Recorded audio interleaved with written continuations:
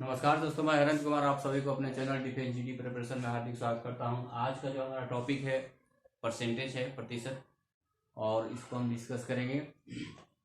प्रतिशत क्या होता है? प्रतिशत कहते ही आपका ध्यान 100 पे जाता है। ठीक है, मान लो 25% लिखा है, इसका मतलब ये होता है कि 100 में 25। ठीक है, तो परसेंटेज कभी भी कैलकुलेट 100 पे किया जाता है। 35% का मतलब है 35%। एक स्कूल में मान लो 35% लड़के प्रेजेंट हैं, इसका मतलब ये हुआ कि 100 में 35 लड़के प्रेजेंट हैं। तो ऑब्सेंट कितने हो जाएंगे? 65। 100 में से 35 माइनस करोगे तो कितना आ जाएगा? 65। हाँ, 65 लड़के क्या हो जाएंगे? ऑब्सेंट हो जाएंगे। तो परसेंटेज कभी भी है जो आपको 100 पे कैलकुलेट किया जाता है, सबसे पहली बात। इसके बाद अभी हम परसेंटेज को कैसे भिन्न में बदलेंगे और भिन्न को कैसे हम परसेंटेज में बदलेंगे। ठीक है, मान लो ए बाई बी, कोई भी फ्रिक्शन। भिन्न क्या होता है? भिन्न जो होता है इस फॉर्म में होता है, अंश और हर के फॉर्म में। अंश और हर के फॉर्म में है, इसको हम परसेंटेज में बदलना है। तो भिन्न को परसेंटेज में बदलने के लिए 100 से मल्टीप्लीकेशन करते हैं। 100 से मल्टीप्लीकेशन करते हैं। जैसे मान लो यहाँ 2/5 है, 2/5 कितना परसेंट होता है? तो 2/5 इंटू 100 करोगे तो 40%। ठीक है, अभी देखो 2/5 करने का मतलब क्या है? 2/5 यानी 5 टोटल है, उसमें से 2। 5 का 2 कितना परसेंट होगा? कहने का मतलब यही है। तो 5 का 2 कितना परसेंट है? तो अब इस तरह से हम क्वेश्चन बनाएंगे। मान लो 5 का x% जो है 2 है, तो 5x इक्वल टू 2 इंटू 100 लिखोगे, और x equal to 2 into 100 divided by 5। ये 20, ये 40। तो क्या आया? 40% आया। यानी 100 से मल्टीप्लीकेशन करना है। या फिर इसको इस तरह से अगर एक ही नियम से बनाना है तो 2/5 कहने का मतलब है 5 में 2। अगर 5 में 2 है तो 1 में कितना होगा? 2/5। इसलिए 100 में कितना होगा? क्योंकि हमें परसेंटेज 100 से निकालना है, तो 100 में 2/5 इक्वल टू 100, यानी 20, 40%। तो कभी भी फ्रिक्शन को अगर परसेंटेज में कैलकुलेट करना है तो उसमें हम 100 से मल्टीप्लिकेशन करते हैं। ठीक है, फ्रिक्शन में आप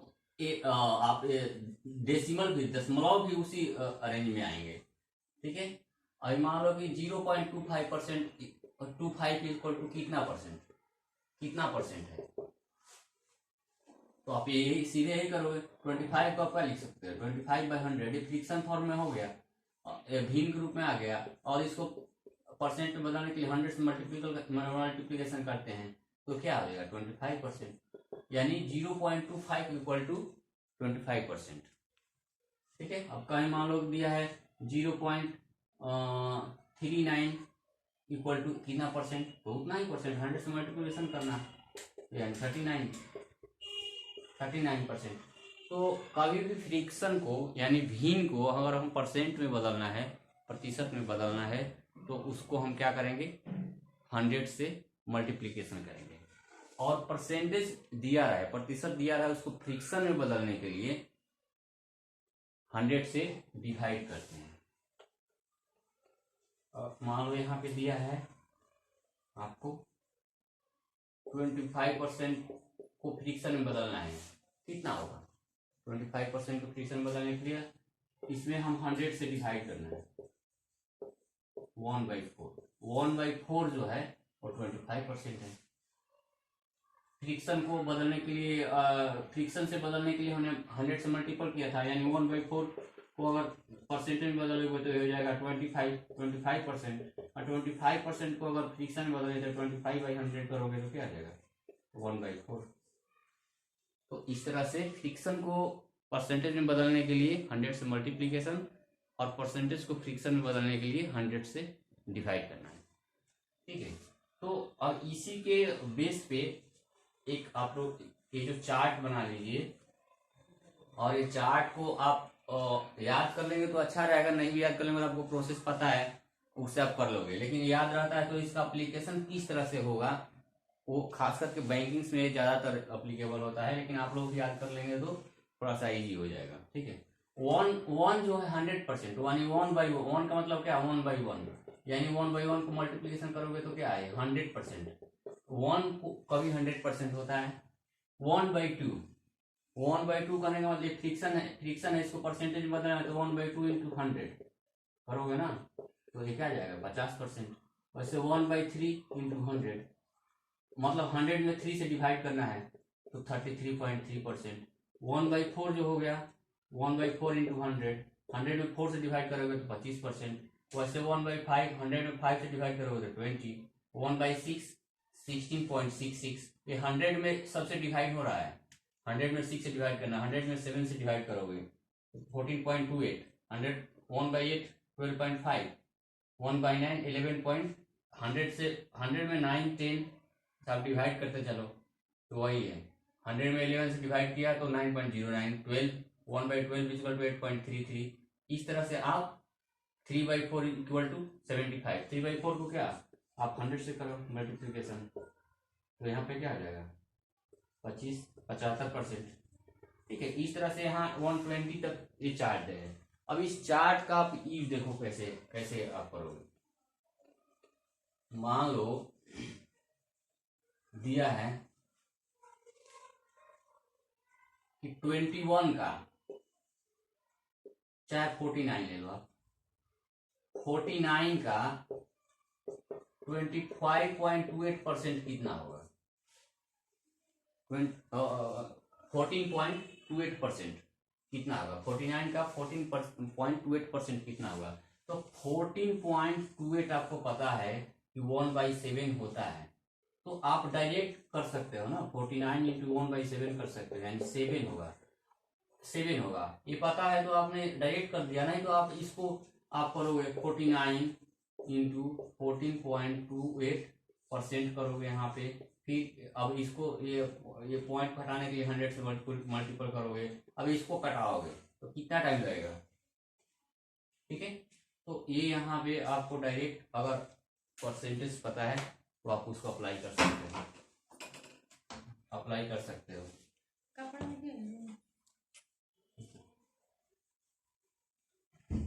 ठीक है, अब इसी क्वेश्चन को ले लो, मान लो 49 का आपको बोल रहा है 28.56% कितना होगा, 28.56%।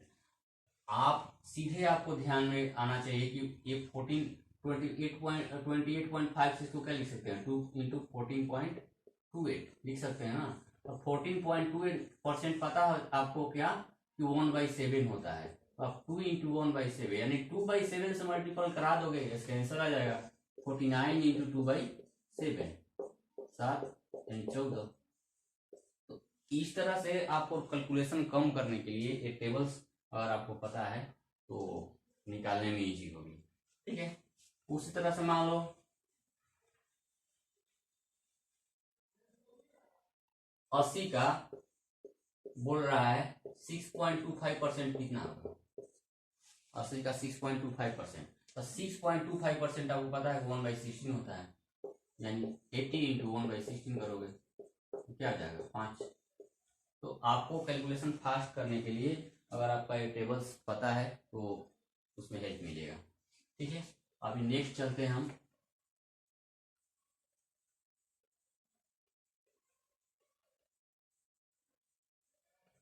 नेक्स्ट कुछ फॉर्मूला है जो इसके अंदर आपको पता रहने से कैलकुलेशन थोड़ा सा इजी हो जाता है। बाकी परसेंटेज आप बेसिक से भी कर सकते हो और इस तरह से भी कर सकते हो। ठीक है, अब इसे क्वेश्चन आपने देखा है ज्यादातर चीनी वाला आता है कि अगर चीनी का जो प्राइस है 25% बढ़ जाता है, 25% एक बढ़ रहा है। ठीक है, तो आप खपत में कितने कीमत यहाँ पे क्या हो रही है बढ़ रही है, तो खपत में कितने % की कमी करोगे ताकि आपका खर्चा जो है वो बैलेंस रहेगा।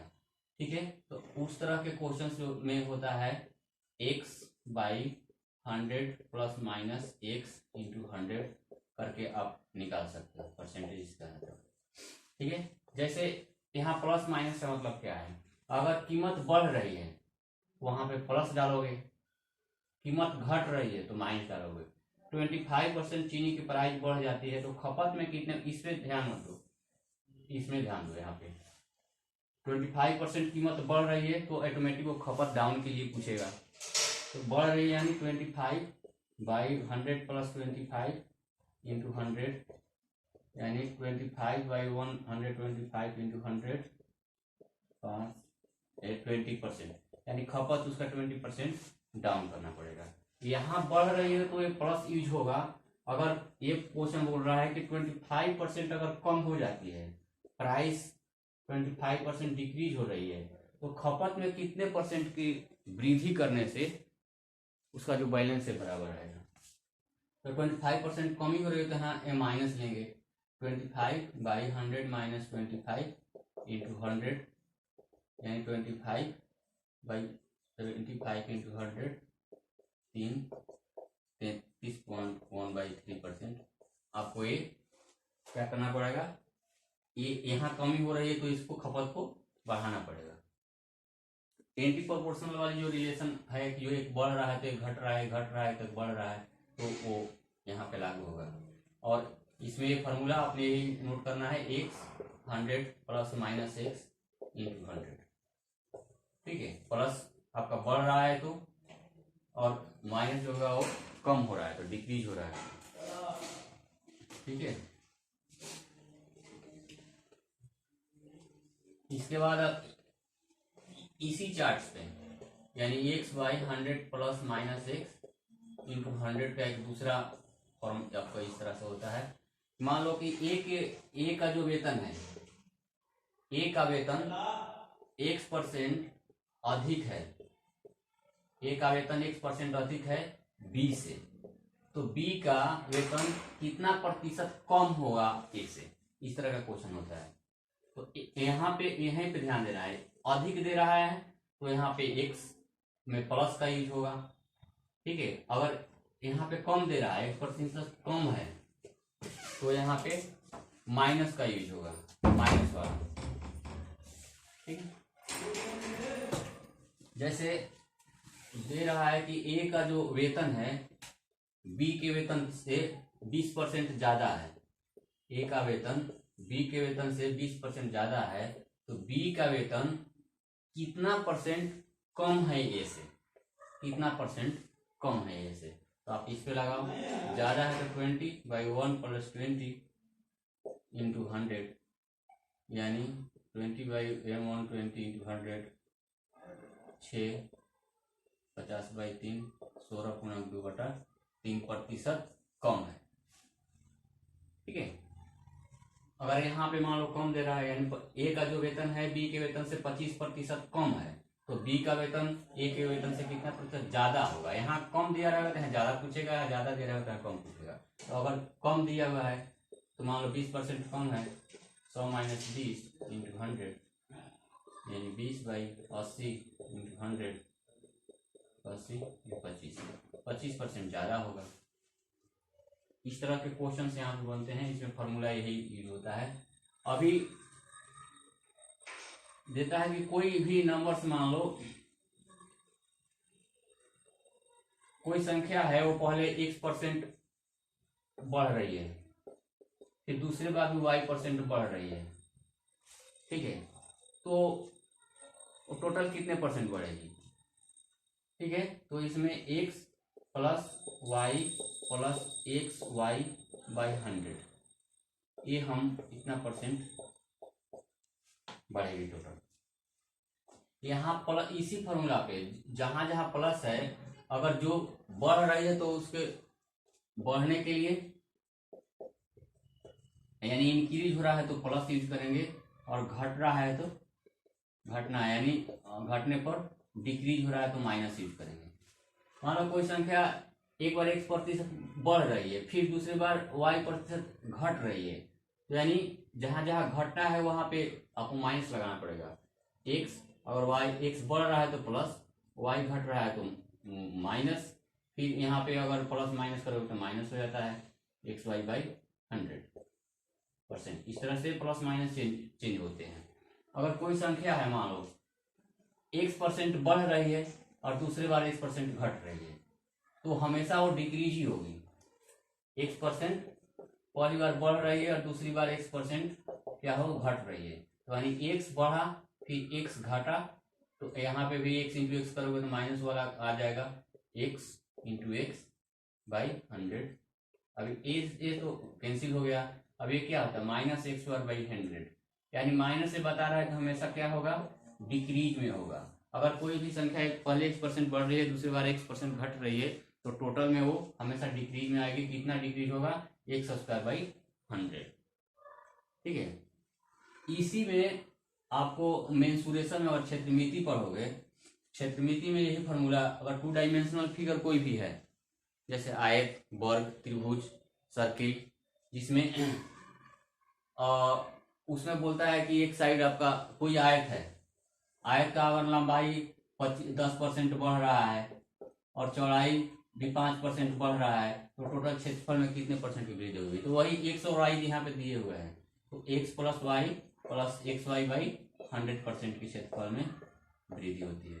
ठीक है, तो यहाँ पर भी वही फॉर्मूला लगा सकते हैं। मान लो एक बढ़ रहा है, आयत लंबाई को 20% बढ़ा रहा है, चौड़ाई को 5% कम कर रहा है, तो कम बढ़ने पर क्या, बढ़ने के लिए प्लस यूज करोगे और घटने के लिए माइनस यूज करोगे। तो एक मान लो कि ये दोनों बार पहले बढ़ रहा है तो 20 प्लस 5 प्लस 20 इंटू 5 बाई 100, ये 25 और ये यानी 26%। टोटल क्या होगा क्षेत्रफल 26% बढ़ेगा। अगर मान लो कि ये 20% बढ़ रहा था और दूसरा उसका जो चौड़ाई हो वो घट रहा था, यानी 20 माइनस 5 माइनस 20 इंटू 5 बाई 100, 5 1, तो 20 माइनस 6 यानी 14% क्या हो गया वो, तो अब 14% बढ़ रहा है। अगर रिजल्ट निगेटिव पॉजिटिव में आ रहा है, रिजल्ट जो है कैलकुलेशन करने वाले पॉजिटिव में आ रहा है तो बढ़ रहा है, अगर निगेटिव में कोई आ रहा है तो घट रहा है। ठीक है, अब मान लो कि कोई त्रिभुज है, उसका जो बेस है यानी आधार है 10% बढ़ा रहे हो और उसका ऊंचाई 10% घटा रहे हो, तो क्षेत्रफल में कितना परसेंट की वृद्धि या कमी होगी, 10 माइनस 10 इंटू 10 बाई 100, तो एक कैंसिल हो गया, एक, यानी 1% क्या हो जाएगा डिक्रीज हो रहा है, माइनस में यहाँ रिजल्ट आ रहा है तो 1% क्या हो जाएगा डिक्रीज हो रहा है। इस तरह से परसेंटेज का हमने पूरे कॉन्सेप्ट जो है यहाँ पे क्लियर किया है। उसके बाद अगर फॉर्मूला में जिस हिसाब से यूज होगा वो भी इसके साथ देखेंगे। समुच्चय वाला आपको बताया था number A union B equal to number A plus number B minus number A intersection B. A वाला भी परसेंटेज में अगर उस तरह का क्वेश्चन फ्रेम होता है आपका फॉर्मूला यूज होता है। ठीक है, इसके बाद हम करेंगे समय, दूरी और चाल।